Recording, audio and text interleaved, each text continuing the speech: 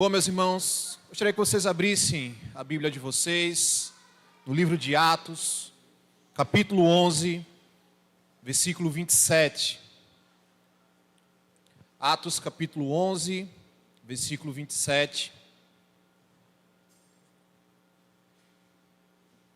Estaremos dando seguimento às nossas exposições ao livro de Atos. Desde o ano passado nós estamos expondo aí esse livro que narra o início da igreja, né? Os atos de Jesus através da vida da igreja. Atos capítulo 11, versículo 27, acompanhem comigo a leitura.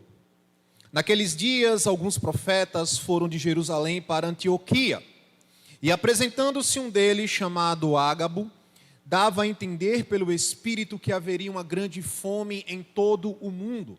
Essa fome veio nos dias do imperador Cláudio. Os discípulos, cada um conforme as suas posses, resolveram mandar uma ajuda aos irmãos que moravam na Judéia. E eles o fizeram enviando essa ajuda aos presbíteros por meio de Barnabé e Saulo. Vamos orar mais uma vez? Nós oramos pelas crianças e agora vamos orar pela ministração da Santa Palavra, para que o Senhor possa abrir o nosso entendimento, o nosso coração nessa noite. Pai, mais uma vez elevamos a nossa voz em oração a Ti, agora pedindo que Teu Espírito Santo possa abrir a nossa mente e o nosso coração para aquilo que o Senhor quer falar conosco por meio da Tua Santa Palavra, Senhor. Nos ajuda nessa noite a sermos transformados pela Tua glória e pelo poder da Tua Santa Palavra, no nome de Jesus. Amém. Bom, no domingo passado, nós, através do nosso irmão Jorge, nós olhamos o texto de Atos 11, do 19 ao 26. E se os irmãos prestaram atenção no texto que foi exposto domingo passado, o que nós podemos ver aqui é uma espécie de transição. É uma ponte que retorna ali ao apedrejamento de Estevão, ao evangelismo de Filipe e à atividade missionária de Pedro através ali da Palestina, levando agora a essa nova experiência da igreja em comunicar o evangelho ao mundo gentílico e agora também o surgimento do apóstolo Paulo na missão da igreja. Lucas, ele estabelece a base do trabalho para Paulo já no final da narrativa do versículo 25, quando Barnabé ele vai a Tarso procurar Saulo. Para quê? Para que Saulo pudesse ajudar ele agora nessa missão de conduzir e pastorear a igreja que surgia ali na região da Antioquia. E aí, o que nós podemos notar no texto passado é justamente a disposição dos discípulos, após a perseguição, em pregar o evangelho em todos os lugares que eles iam. Porém, se você notou, havia um problema ali. Os discípulos eles estavam saindo evangelizando, mas eles ainda só se preocupavam em pregar o evangelho para os judeus. Veja que lá no versículo 19 vai dizer que eles anunciavam a palavra somente aos judeus, eles não conduziam ali a palavra aos outros. Mas, direcionados pelo poder e pelo Espírito de Deus, eles começam agora a anunciar o evangelho aos gregos. Então o evangelho ele começa a ser anunciado ali no mundo gentílico. Isso que já tem o início lá na visão de Pedro. A mão do Senhor, o texto vai nos dizer que era com a igreja, era com aqueles irmãos ali. Barnabé é enviado para ver o que estava acontecendo e ele se alegra ao ver todo aquele mover de Deus na vinda do mundo antigo, do mundo gentílico ali. E aí nós podemos, diante do sermão passado, pegar algumas lições que vão nos servir para entendermos o nosso texto de hoje de noite. Primeiro que nós não podemos ser seletivos na pregação do evangelho. Então o evangelho ele precisa ser anunciado por todos, para todos. Segundo que nós devemos confiar o resultado da missão à ação de Deus.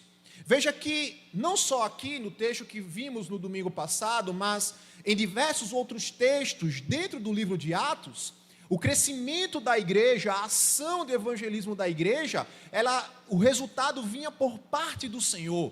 Veja que Lucas ele sempre registra isso em Atos, e a mão do Senhor estava com ele, e o Senhor lhe acrescentava dia a dia, e o Senhor lhe aumentava o número da igreja. Então a ação de crescimento da igreja, ela depende de Deus. Então a igreja ela não dependia da sua própria força, do seu próprio conhecimento, da sua própria expertise, mas ela dependia da ação sobrenatural do Espírito Santo para o crescimento e a pregação do Evangelho. Um outro ponto que nós podemos notar é que nós devemos nos alegrar com os resultados.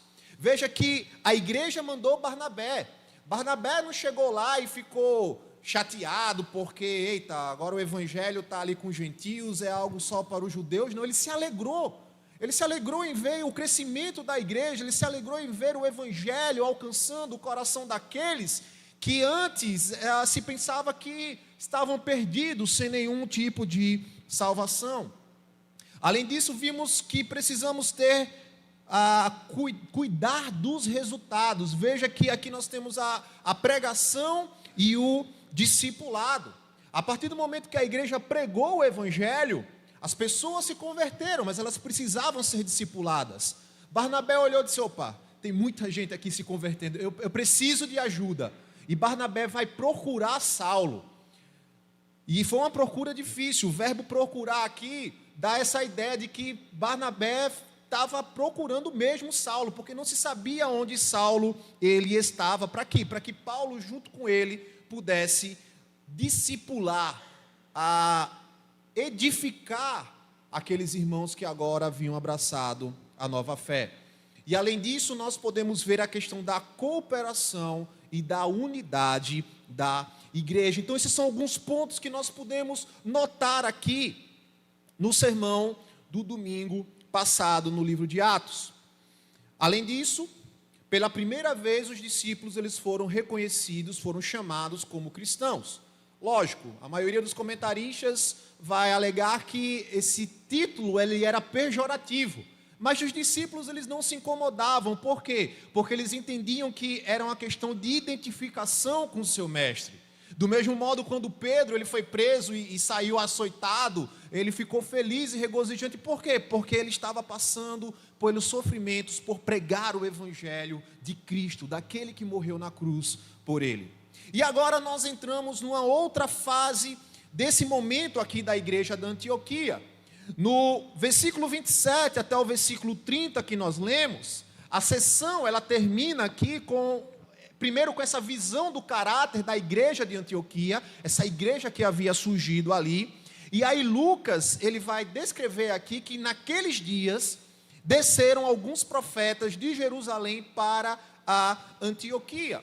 E ele vai dizer que um desses profetas, o nome dele era Ágabo. E ele se levantou pelo Espírito Santo, note bem isso, e predisse ali uma grande fome, uma fome severa que iria se espalhar por todo o mundo romano. Lucas ele vai acrescentar aqui que a fome aconteceu no reinado ou no império de Cláudio. Olhando o contexto histórico aqui, Cláudio ele governa ali o império entre os anos 41 e 45 depois 41 e 54 depois de Cristo. Os historiadores, eles não encontram nenhum registro histórico de uma fome a nível mundial dentro desse período aqui. O que nós conseguimos entender é que houve uma grande escassez em todo o mundo antigo. E o que provocou essa escassez? Bom, de acordo com os comentaristas, uma cheia que aconteceu no rio Nilo, lá por volta do ano 45, provocou ali a destruição de boa parte das lavouras, boa parte da colheita ali de grãos. E aí o Egito era um dos grandes centros de distribuição ali de alimento no mundo antigo. Então, como boa parte daqueles alimentos ele foi destruído por conta da cheia, logo os preços dos alimentos começaram a disparar. Nem todos tinham condições de comprar mantimento e sustento para si, e a fome então ela começou a se espalhar pela região da Judéia. Estima-se que entre os anos de 46 e 48 depois de Cristo. Essa fome ela oprimiu bastante o povo da Judéia, que era uma região extremamente carente. E alguns comentaristas vão alegar que muitas pessoas chegaram a morrer de fome porque não conseguiam recursos para obter seus alimentos. Agora, uma coisa interessante no nosso texto aqui é que Lucas ele não está preocupado com o cumprimento da profecia.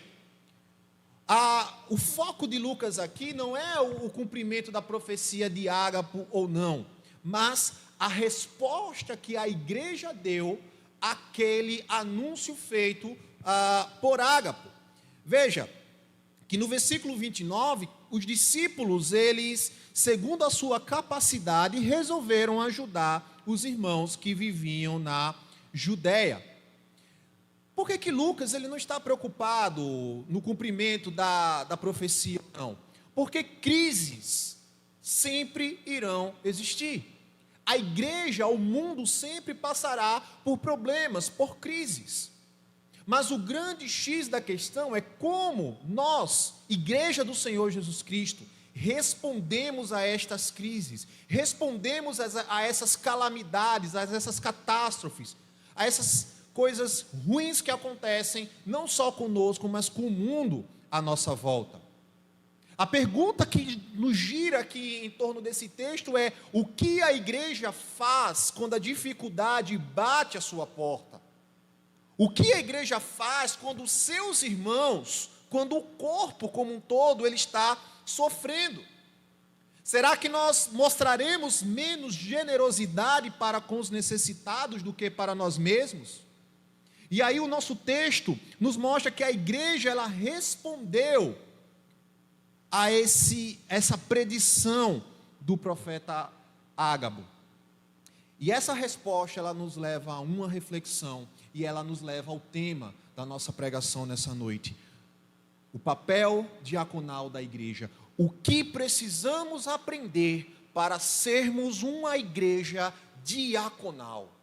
O que significa ser uma igreja diaconal? E o que nós podemos aprender com a igreja de Antioquia sobre como desempenhar o nosso papel de diáconos? E eu não falo aqui diáconos no serviço de ofício diaconal, mas na questão de servirmos uns aos outros como corpo, como esse corpo bem ajustado que nós cantamos agora há pouco.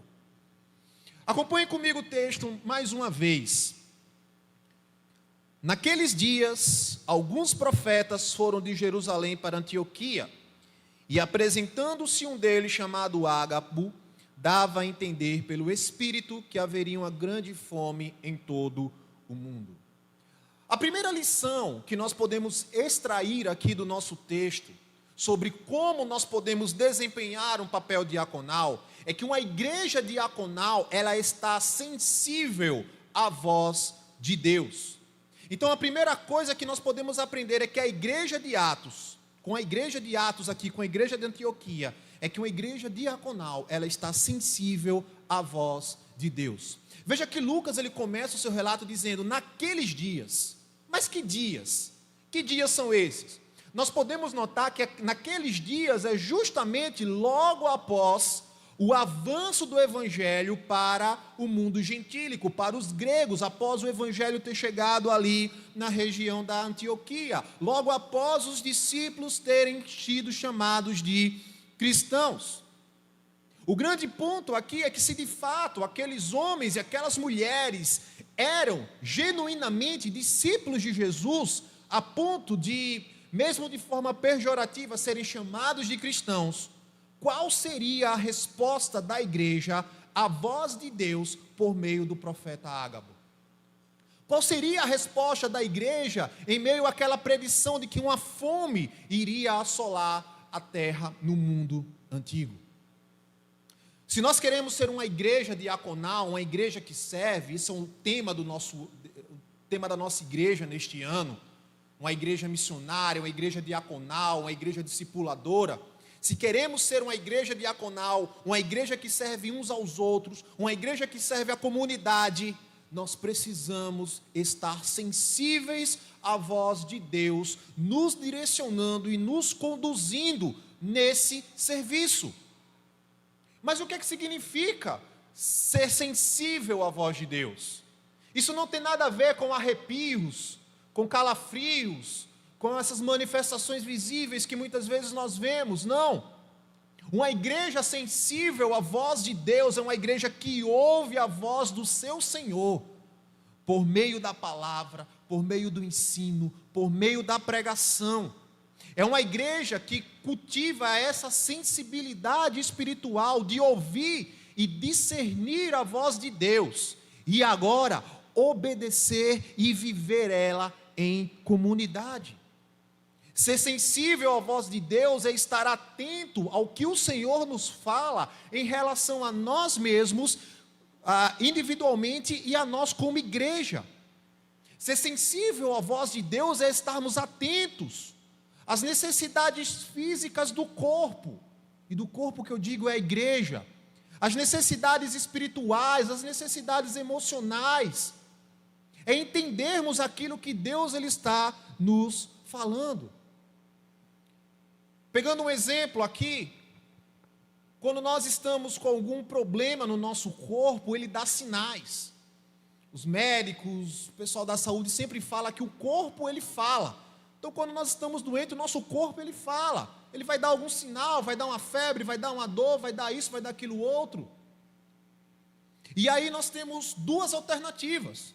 Ou nós buscamos ajuda, indo no médico, tomando remédio, ou nós ignoramos aqueles sinais e aqueles avisos que o nosso corpo dá. Todas as duas respostas trarão consequências. Se eu optar por buscar ajuda, eu vou conseguir sanar esse problema do meu corpo. Mas se eu não procurar, eu vou sofrer as consequências daquilo dali. Do mesmo modo é a igreja. Somos um corpo, e como um corpo, muitas vezes esse corpo ele fala.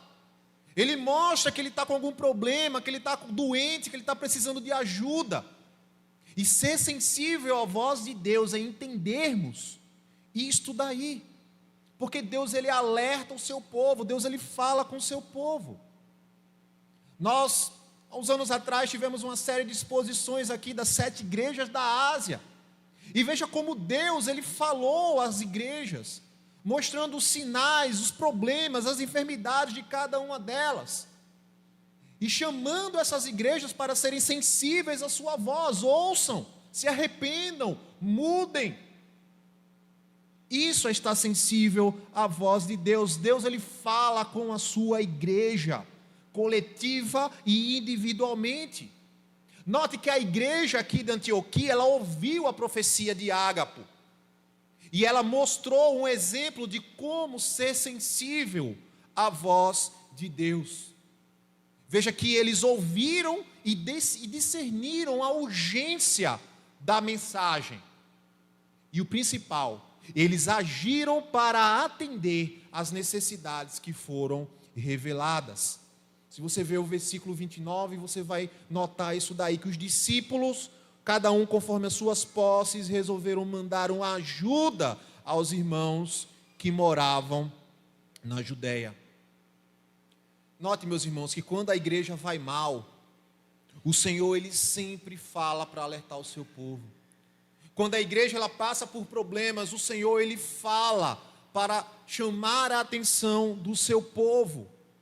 Veja, por exemplo, a igreja de Corinto, uma igreja com dons, uma igreja com fartura, mas uma igreja insensível à voz de Deus, insensível ao seu papel diaconal. Veja que Paulo, quando escreve para eles lá no capítulo 11, acerca da ceia, ele vai dizer: olha, estou escrevendo a vocês, porque em vez de vocês melhorarem, vocês estão piorando. Vocês não estão preocupados uns com os outros, estão preocupados consigo mesmos, vocês não estão ouvindo a voz de Deus, vocês não estão entendendo as coisas espirituais, vocês não estão entendendo qual o seu papel como igreja, vocês estão vivendo como carnais e não como espirituais. Uma igreja diaconal, ela é sensível à voz de Deus, e essa sensibilidade à voz de Deus faz com que essa igreja, ela seja uma igreja espiritual e não uma igreja carnal. Nós podemos ver no próprio livro de Atos, vários relatos de homens, de momentos em que a igreja ela foi sensível à voz de Deus. Por exemplo, como já vimos, Atos 8, do 26 ao 40, Felipe, e o eunuco. Felipe foi sensível à voz de Deus. Olha, vai lá. Tem um camarada numa carruagem, ele é um etíope. Vai lá pregar o evangelho para ele. Pedro, na casa de Cornélio, mesmo relutante. Não, Senhor, não posso tocar em algo impuro. Pedro, não considere impuro aquilo que eu purifiquei. O evangelho precisa chegar aos gentios. E Pedro abre o ministério da pregação do evangelho para os gentios. Atos 16, que ainda chegaremos lá, Paulo e a visão da Macedônia. Passa a Macedônia e vem nos ajudar. E o evangelho chega à Europa através dessa sensibilidade do apóstolo Paulo. A instrução de Ananias, lá em Atos 9, do 10 ao 19, em ser guiado pelo Espírito Santo para ajudar o recém-convertido apóstolo Paulo. Entre outros exemplos, dentro do próprio livro de Atos, nós vemos a sensibilidade da igreja. Mas o que é que tudo isso tem a ver com o papel da igreja? Com o papel diaconal da igreja, com o servir. Esses exemplos e muitos outros mostram como a sensibilidade à voz de Deus e a prontidão para agir em respostas à necessidade do corpo são cruciais para a missão da igreja. Estar sensível à voz de Deus deve nos colocar em prontidão para agir. Eu não vou ficar de braço cruzado esperando a coisa acontecer, não. Eu vou agir. Ou seja, uma igreja diaconal sensível à voz de Deus, ela não fica de braços cruzados diante da necessidade do corpo. Ou por acaso você, queimando em febre, vai ficar lá de braços cruzados sem fazer nada,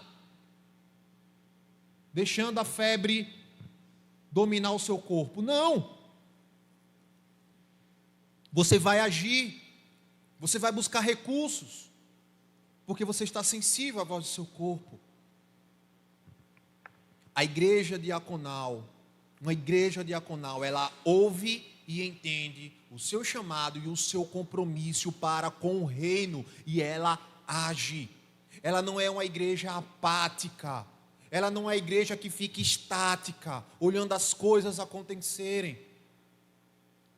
Ontem na reunião dos homens, nós comentávamos sobre a questão do homem ser a imagem e semelhança, e o pastor Eucias, ele comentou algo sobre a catástrofe lá no Rio Grande do Sul. Era para as igrejas estarem na vanguarda de toda a ajuda humanitária daquilo dali. Era para todas as igrejas estarem encabeçando. Mas, Mateus, tem igrejas ajudando ali? Sim, tem.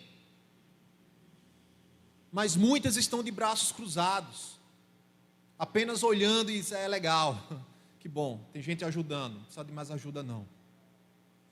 Sensibilidade à voz de Deus, sensibilidade às questões do reino.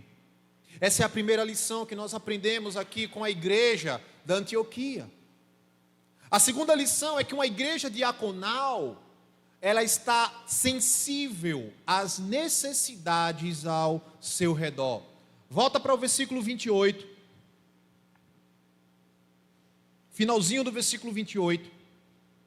Essa fome veio nos dias do imperador Cláudio. Os discípulos, cada um conforme as suas posses, resolveram mandar uma ajuda aos irmãos que moravam na Judeia.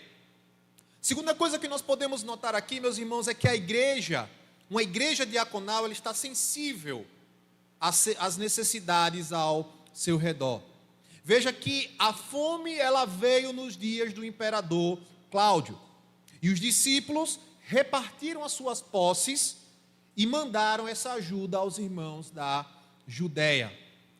A pergunta que nós podemos fazer aqui ao texto é: nós como igreja, como nós podemos trazer bênção para a vida dos nossos irmãos e irmãs? Veja, a profecia ela foi dada para aqueles irmãos. Olha, vai vir uma grande fome no mundo antigo. A igreja não ficou esperando a fome chegar para poder agir. Não, eles pararam e perguntaram, olha, vai vir um problema sério aí. Eles foram sensíveis à voz de Deus, agora eles precisam reagir. E aí eles vão dizer, olha, como é que nós podemos trazer bênção? para a vida dos nossos irmãos e irmãs na Judéia. Eles não esperaram a fome chegar para se perguntar, olha, de quanto eles estão precisando lá mesmo? Porque assim, dependendo de quanto eles estiverem precisando, talvez a gente não tenha tanto, né? E tipo assim, a gente está no meio de uma recessão, de uma escassez, pode ser que falte para a gente, né? Não, eles não se preocuparam com isso daqui. Em vez disso, eles ajudaram de acordo com a sua prosperidade. Eles implementaram a ética cristã genuinamente de sacrifício e doação. Eles doaram tudo aquilo que eles tinham. Por quê? Porque eles estavam sensíveis às necessidades do próximo. Esse espírito comunitário da igreja aqui em Atos, da igreja em Antioquia, ele parece um pouco estranho para nós. Principalmente nessa nossa era de um individualismo desenfreado. Eu pensar no outro, não. Primeiro é a minha necessidade, depois é a minha necessidade, por fim é a minha necessidade. Se der, se sobrar, aí eu penso no outro. Não é isso que nós temos visto hoje, em nossos dias? Infelizmente, dentro das nossas igrejas, nós operamos da mesma forma, desarticulada. Infelizmente, nós agimos pensando em nós mesmos. Primeiro é a minha necessidade, depois se der a do outro e dependendo do outro. Porque ainda tem isso. Primeiro eu atendo a minha necessidade, depois a do outro, mas depende do outro. Se o outro for alguém com quem eu não me bato, com quem eu não me dou bem, então acho que eu nem vou chegar a ajudar. Talvez eu ajude aquele outro ali que faz parte do meu ciclo de amizade, do meu ciclo social. Infelizmente, como igreja, muitas vezes somos movidos por um sentimento egocêntrico. Hernandes Dias Lopes, comentando um texto lá em Efésios sobre unidade, ele vai falar que a fé cristã, ela não é egocêntrica. A fé cristã, ela é outrocêntrica. Eu preciso pensar no outro antes de pensar em mim mesmo. Eu preciso me preocupar com o meu irmão antes de pensar no meu próprio umbigo.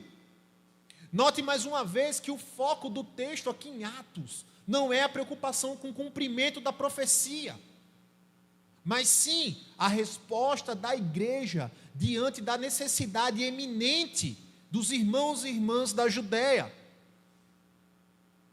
Note que toda a Escritura, ela nos chama, ela nos ensina a estarmos sensíveis às necessidades do próximo.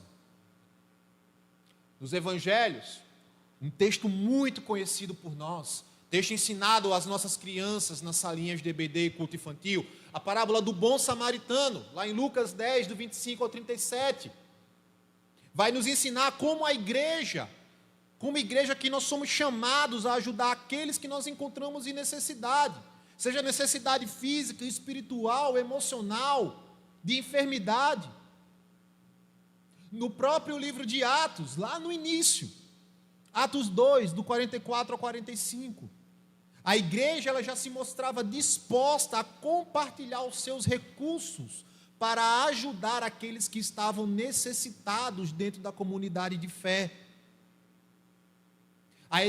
O exemplo maior disso é o nosso próprio Jesus, o nosso mestre.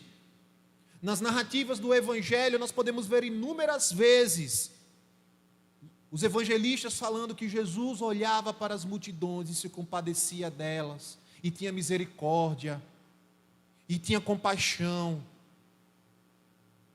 porque Jesus pensava na necessidade do próximo. E o maior ato diaconal foi a cruz. A cruz mostra isso daí. Mas aí vem uma pergunta. Porque nós, como igreja, falhamos no nosso serviço diaconal. Aonde nós estamos falhando? Nós falhamos justamente porque nós não estamos sensíveis às necessidades do próximo. Porque não entendemos o que significa ser corpo. Nós estamos olhando para o nosso próprio umbigo, para dentro de si. Nós estamos presos nas nossas panelinhas eclesiásticas. Eu tenho o meu grupo, e é só as necessidades do meu grupo que importa. Problema do outro grupo se não está bem. Problema daquele irmão se ele não está bem. Eu só quero estar aqui com o meu grupo. Infelizmente nós, como igreja, estamos nos amoldando a essa cultura egocêntrica do mundo, pensando em nós mesmos, sem atentar para a necessidade do outro, sem atentar para o que o outro está passando, sentindo, vivendo, quando muitas vezes nós só conseguimos bater nas costas e dizer: irmão, estou orando por você. A oração é bem-vinda? É bem-vinda, meus irmãos, mas a oração não enche barriga. A oração muitas vezes não traz aquela palavra de conforto que pode sair da sua boca para fortalecer a fé do seu irmão. Veja que Romanos 12, do versículo 10 ao versículo 16, Paulo ele vai mostrar aqui a essência da fé cristã.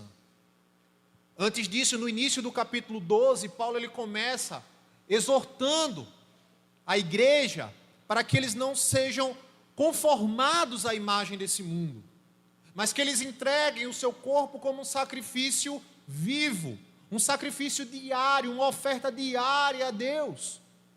E para quê? Aí ele vai dizer: olha, vocês precisam viver esse sacrifício vivo para amai-vos cordialmente uns aos outros com amor fraternal, preferindo-vos em honra uns aos outros. No zelo não sejais remissos, sede fervorosos no espírito, servindo ao Senhor, regozijai-vos na esperança, sede pacientes na tribulação, na oração perseverantes, compartilhai as necessidades dos santos, praticai a hospitalidade, abençoai os que vos perseguem, abençoai e não amaldiçoeis, alegrai-vos com os que se alegram e chorai com os que choram, tende o mesmo sentimento uns para com os outros, em lugar de ser orgulhosos, concedei com o que é humilde, não sejais sábios aos vossos próprios olhos. É nosso dever como cristãos, como discípulos de Cristo, como corpo, como igreja, atentarmos a essas necessidades, a essas instruções que a palavra do Senhor ela nos dá. Não podemos ser egoístas e insensíveis à dor do próximo, porque a dor do próximo é a minha dor. Nós esquecemos isso, que a dor do próximo é a minha dor. Não foi isso que cantamos agora há pouco? Somos corpo, assim bem ajustados, completamente ligados, unidos. Se nós somos corpo de Cristo, como é que nós podemos ficar insensíveis à dor e à necessidade daquele que está ao meu lado? Se nós somos corpo, se nós somos igreja, como é que nós podemos estar insensíveis, presos no nosso mundinho e nem um pouco preocupados com o que anda acontecendo na nossa igreja, com o serviço na nossa igreja? Somos um corpo, não podemos agir com indiferença. Veja que a igreja da Antioquia ela não estava preocupada com o seu próprio bem-estar. Lucas coloca que haveria uma grande fome em todo o mundo. A fome veio nos dias do imperador Cláudio. Vemos essa sensibilidade da igreja, dos cristãos reunidos ali, quando eles ouviram o anúncio profético de Ágabo, dessa fome terrível que viria assolar, que atingiria Jerusalém. Eles se uniram e deram o que podiam dar para ajudar aqueles que estavam passando necessidade. A primeira igreja cristã da história da humanidade, ela estava comprometida fielmente com o ministério de misericórdia, porque eles entendiam que eles eram um só corpo. Eles podiam pensar muito bem assim: olha, precisamos cuidar de nós mesmos primeiro, se nós quisermos ajudar os outros, né? Então vamos primeiro ajuntar aqui, nos preparar, fazer o nosso pé de meia, e aí quando a fome vier, se eles precisarem, aí a gente ajuda eles. Mas não foi isso que eles falaram. Imediatamente, eles começaram a se juntar. Veja, resolveram mandar uma ajuda aos irmãos que moravam na Judeia, cada um conforme a sua capacidade. Note algo impressionante aqui, meus irmãos. Antioquia e Jerusalém, uma igreja de judeus convertidos, outra igreja de gentios convertidos, mas ambas se viam como uma só igreja. Não havia divisão, não havia panelinha. Eles entendiam que eles eram um só corpo no Senhor. Eles pertenciam a um Senhor, a uma salvação, a um batismo, a um Espírito. Essa expressão aqui de doação é a demonstração da unidade que o Espírito Santo ele traz para a igreja. A pergunta que precisamos fazer a nós mesmos nessa noite é: nós estamos sensíveis às necessidades dos nossos irmãos? Se nós queremos ser uma igreja diaconal, precisamos ser uma igreja que cuida dos seus primeiro. Muitas vezes nós somos tomados pelo desejo de servir a comunidade, precisamos de ação social, precisamos fazer isso, aquilo, outro. Se nós não estamos atentando nem para as necessidades internas da nossa própria família na fé, se não estamos cuidando uns dos outros, como iremos cuidar dos de fora? Como podemos ser e trazer bênçãos para a vida dos nossos irmãos e irmãs? É isso que a igreja de Antioquia ela nos ensina, que ela nos mostra. A terceira marca do papel diaconal da igreja é que uma igreja diaconal, ela tem teologia e ela tem obras. Olha novamente o versículo 29. Os discípulos, cada um conforme as suas posses, resolveram mandar uma ajuda aos irmãos que moravam na Judeia. E eles o fizeram enviando essa ajuda aos presbíteros, por meio de Barnabé e Saulo. Uma igreja diaconal, ela tem teologia e obras caminhando juntas. Os discípulos ali estavam colocando em prática a sua teologia. Eles tinham ortodoxia, eles tinham um ensino correto. Eles estavam sendo instruídos pelos discípulos. Mas eles também tinham a ortopraxia. Eles tinham a prática correta desse ensino. Eles viviam isso que eles aprendiam aos pés dos apóstolos.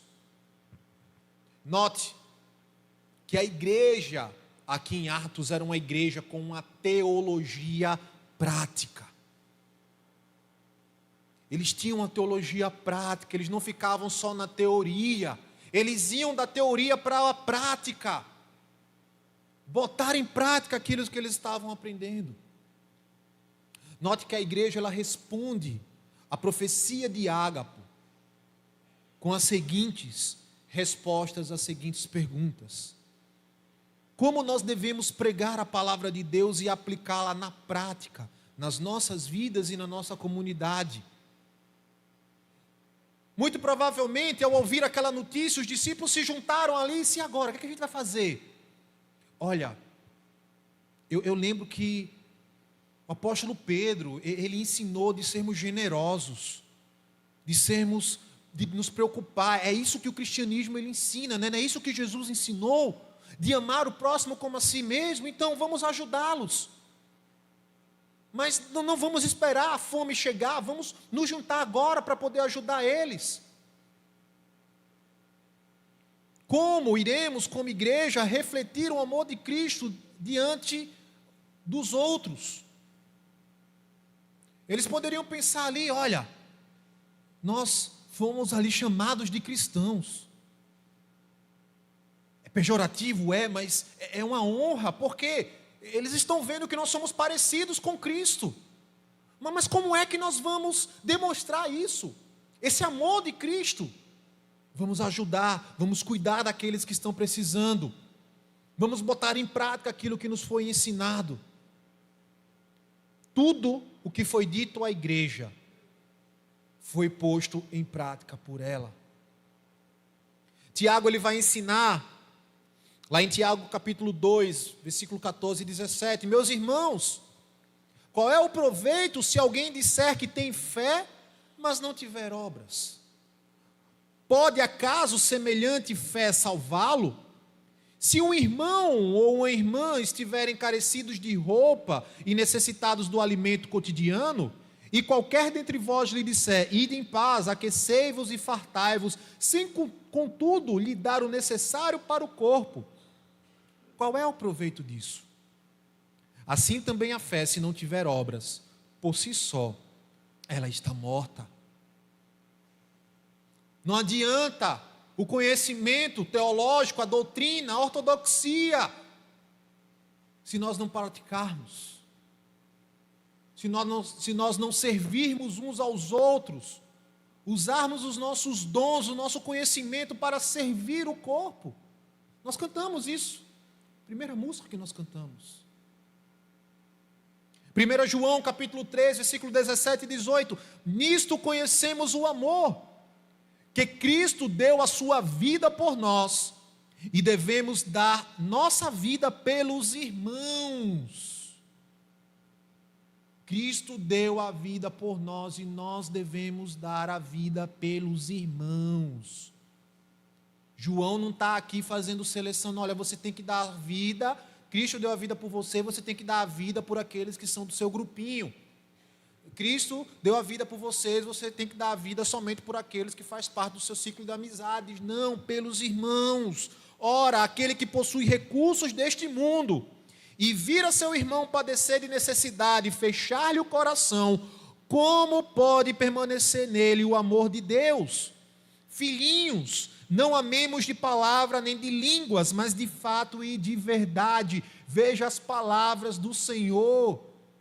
Se nós não nos preocuparmos com os nossos irmãos, como pode o amor de Deus permanecer em nós? Como podemos cantar que recebemos um novo coração do Pai? Como é que podemos cantar que somos uma família, se nós não estamos nem aí para o nosso irmão? Se nós não nos atentamos às necessidades da nossa igreja, da nossa família na fé.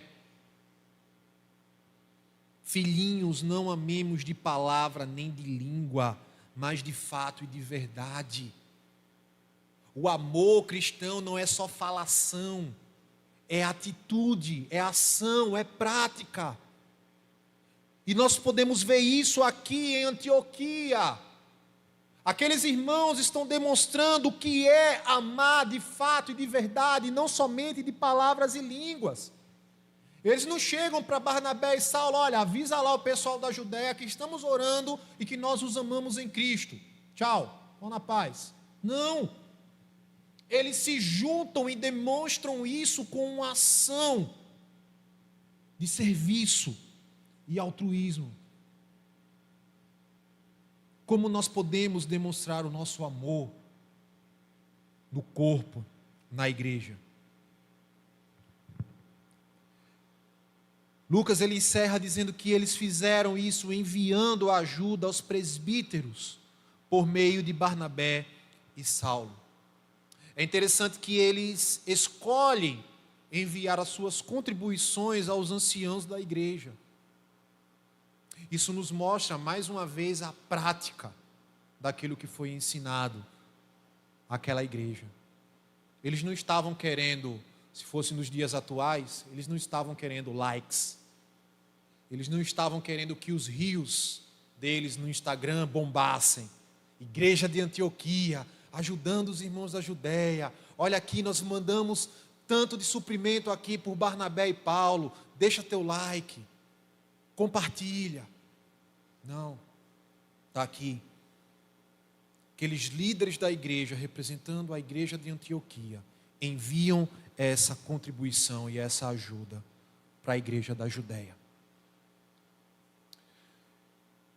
Esse compromisso, irmãos, de ajudarmos, de sermos esse corpo, de atentarmos para as necessidades uns dos outros, não deve ser algo esporádico. Não deve ser somente no momento em que, passamos por uma recessão, por um problema, vamos ajudar. Há uns anos atrás tivemos o problema da Covid, lockdown, gente desempregada, gente com crise financeira porque a renda caiu. E aí veio a crise, então a igreja se ajunta, faz campanha, faz isso. Inúmeras igrejas fazendo live. Parecia aquela cena do Titanic, o navio afundando e o pessoal tocando. O mundo sendo assolado pelo vírus e live daqui para lá, contribuição aqui, contribuição acolá. Passou a Covid. Cadê aquela mesma mobilização para continuarmos atendendo às necessidades dos santos do Senhor? Cadê aquele ímpeto de ajudarmos os mais necessitados? Ou as igrejas deixaram de ter pessoas necessitadas? As igrejas depois do Covid deixaram de ter desempregados, deixaram de ter doentes, deixaram de ter pessoas enfermas espiritualmente e emocionalmente. Acabou. Agora nós estamos vivendo uma antessala da Nova Jerusalém. Vamos esperar o quê? Uma nova crise chegar? Para nos juntarmos como igreja, ajudarmos uns aos outros e atentarmos para as necessidades uns dos outros? Isso precisa ser algo constante, diário, contínuo. Como igreja precisamos estar dispostos a investir tempo, recurso, energia no cuidado uns para com os outros. Caso contrário, nós não poderemos mais cantar "Somos corpo", assim bem ajustados, pois estaremos mentindo diante de Deus. Estaremos sendo hipócritas diante do Senhor, pois o que estamos cantando não estamos dispostos a praticar e nem praticamos. Concluindo, meus irmãos, Atos 11, do 27 ao 30, nos oferece uma visão profunda e prática de como nós devemos viver nossa fé em comunidade, de qual é o papel diaconal da igreja. Veja que a história da igreja da Antioquia, ao ouvir aquela profecia da fome, ela nos ensina essas 3 lições importantes. Uma igreja diaconal é sensível à voz de Deus, ela é sensível à necessidade ao seu redor, e ela possui uma teologia prática. Ela não fica de braços cruzados. Precisamos cultivar essa sensibilidade espiritual, ouvir e discernir o que Deus está nos comunicando. Desde o ano passado nós estamos aqui expondo o livro de Atos, domingo a domingo, tivemos um tempo aí de descanso, voltamos novamente. E qual tem sido a nossa resposta como igreja? A voz do Senhor que fala por meio da sua palavra.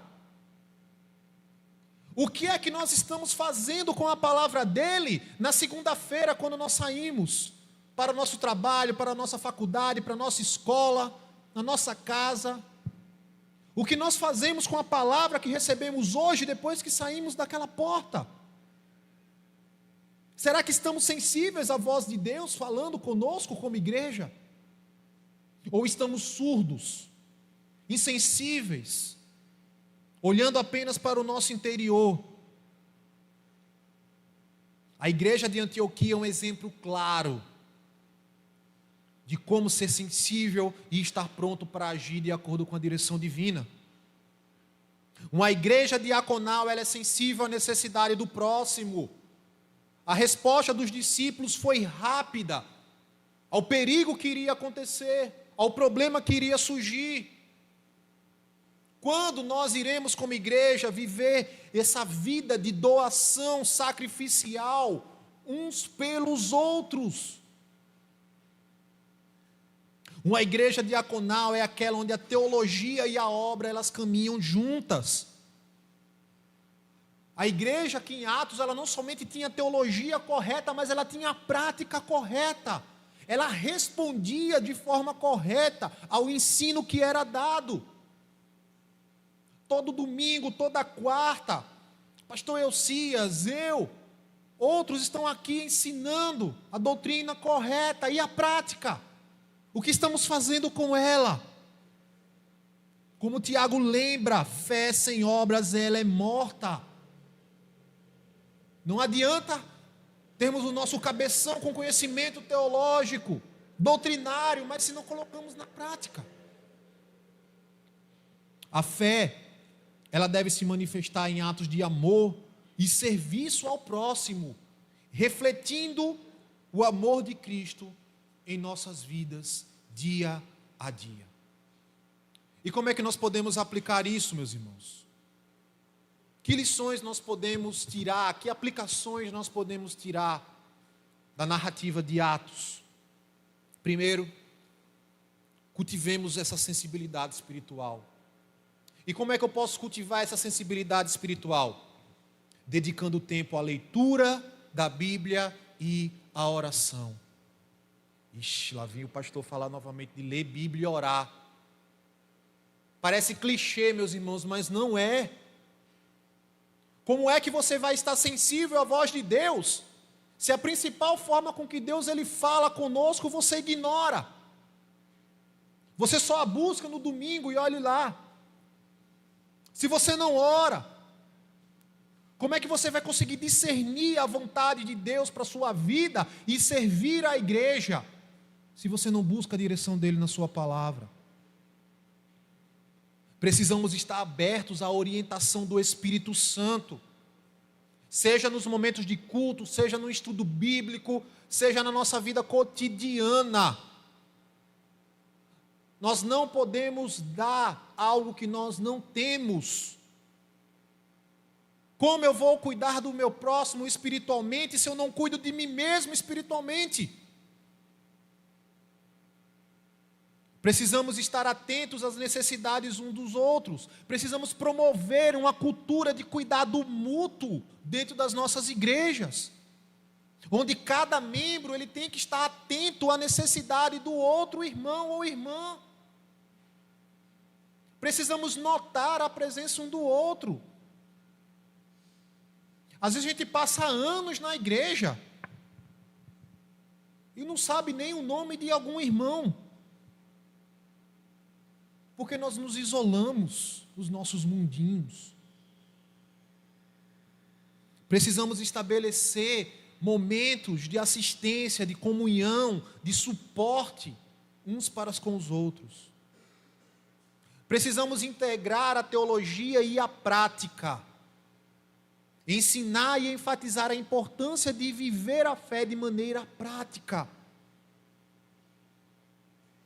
E por fim, precisamos nos esforçar para fomentarmos a união e a cooperação uns para com os outros.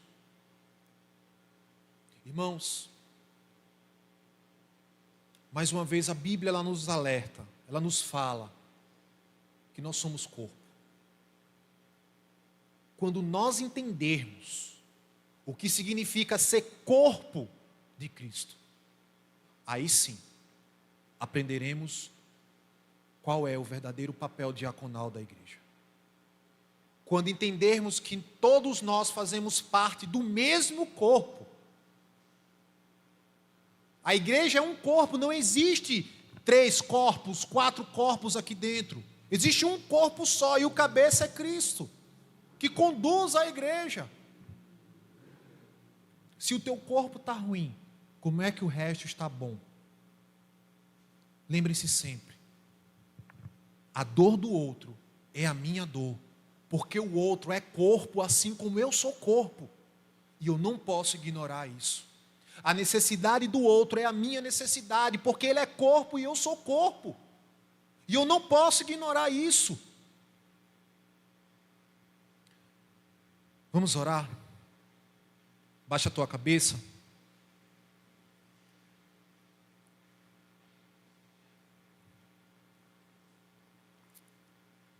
Nesse momento, eu quero que você faça uma reflexão. Coloque-se em oração nesse momento, refletindo: Senhor, será que eu tenho vivido esse papel diaconal da igreja? Será que eu tenho cumprido a minha parte no corpo? Será que eu tenho sido sensível à tua voz e atentado para as necessidades da minha igreja? Será que eu tenho atentado para a necessidade do meu irmão? Será que eu tenho colocado em prática todo o ensino que dominicalmente eu tenho recebido através da tua palavra? Santo Deus, aqui estamos diante de ti como um corpo, como a igreja. Fomos expostos à tua palavra, de como a igreja da Antioquia, ela desempenhou o seu papel diaconal, ajudando e assistindo aos irmãos da Judéia, no momento em que mais precisavam de ajuda. Senhor, nós sabemos que na caminhada cristã, o viver em unidade é desafiador. O viver essa união do corpo é difícil, porque somos pecadores. E muitas vezes somos tentados a olhar somente para o nosso eu, ou para o nosso grupo. Mas nós pedimos que o Teu Espírito Santo possa mudar os nossos corações nessa noite, Senhor. Nosso tema desse ano é uma igreja evangelizadora, discipuladora e diaconal. Senhor, que não seja somente um tema bonitinho para preencher o calendário litúrgico da igreja, mas que seja algo que de fato nós, como Igreja Batista Nacional no Barro, possamos viver dia a dia uns para com os outros. Nos ajuda, Senhor, nos ajuda a viver o papel diaconal da Tua igreja, que o Teu Espírito Santo possa fazer um avivamento em nossos corações, que nós possamos seguir o exemplo deixado aqui, não só pela igreja de Antioquia, mas pela igreja em Atos, e por inúmeras outras igrejas, no decorrer da história, que possamos testemunhar do Teu amor, Senhor, através do serviço, uns para com os outros. Nos ajuda, no nome de Jesus, amém. A palavra está com o pastor Elcias.